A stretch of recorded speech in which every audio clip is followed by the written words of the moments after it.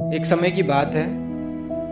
5 मेंढक एक साथ किसी जंगल से जा रहे थे।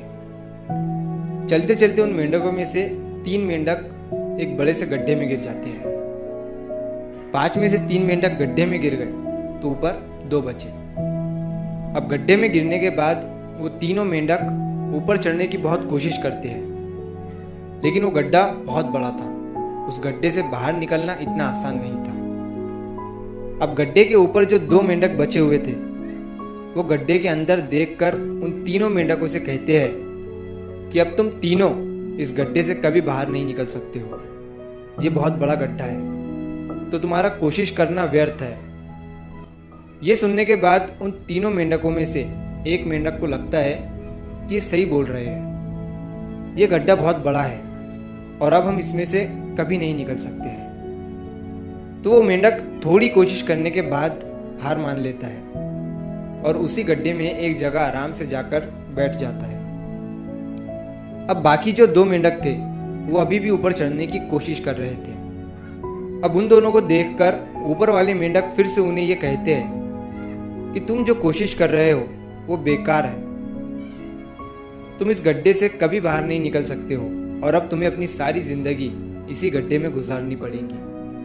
अब ये सुनने के बाद जो 2 मेंढक कोशिश कर रहे थे ऊपर चढ़ने की, उनमें से एक और मेंढक को ये लगता है कि ये सही बोल रहे हैं। अब हम इस गड्ढे से कभी बाहर नहीं निकल सकते हैं और वो भी हार मानकर बैठ जाता है।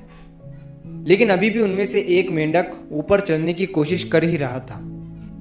ऊपर वाले 2 मेंढक उसे भी कहते हैं कि क्या तुम्हें सुनाई नहीं दे रहा है?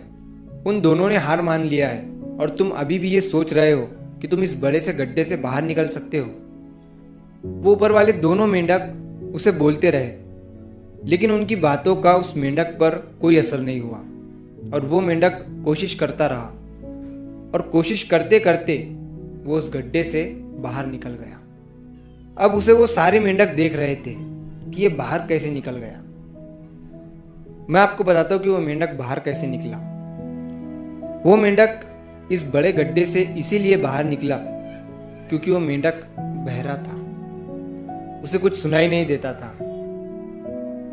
तो इस कहानी से हमें ये सीख मिलती है कि जब हम जिंदगी में कुछ अच्छा करते हैं तो बहुत लोग आते हैं हमें रोकने के लिए, तरह तरह की बातें करते हैं। लेकिन अगर आपको अपने काम में कामयाबी हासिल करनी है तो बहरे बन जाओ। उनकी बातों का अपने ऊपर कोई असर ही मत होने दो, क्योंकि सबसे बड़ा रोग क्या कहेंगे लोग। लोग तब भी कहते हैं जब आप कुछ नहीं करते हो और तब भी कहते हैं जब आप कुछ करते हो।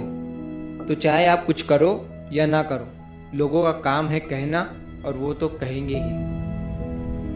तो अगर आप इस कहानी को और भी लोगों तक पहुंचाना चाहते हो तो इस वीडियो को लाइक करो ताकि YouTube इस वीडियो को और भी लोगों तक पहुंचाए। और अगर कहानी अच्छी लगी हो तो हमारे चैनल को सब्सक्राइब ज़रूर करिए। मिलता हूँ मैं अगली बार इसी तरह की कहानी के साथ।